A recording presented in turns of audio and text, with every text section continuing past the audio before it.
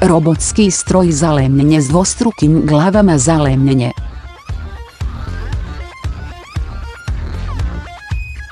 Konfigurirano sredstvom za čišćenje vrhova.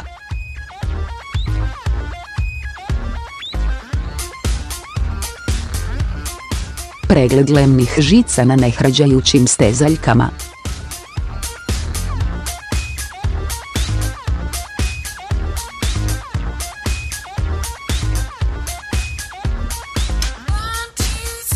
Svaki put može isporučiti precizne lemne spojeve.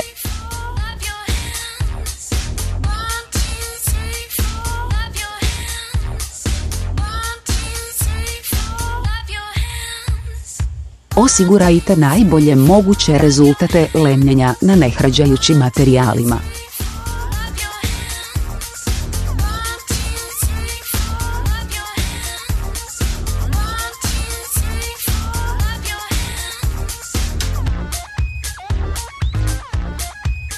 Sustav dvostrukih glava omogućuje kontinuiranu proizvodnju.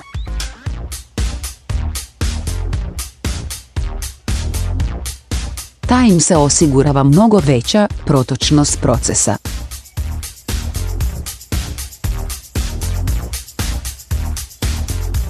BBA sustav automatskog lemljenja omogućuje uštedu do 50%.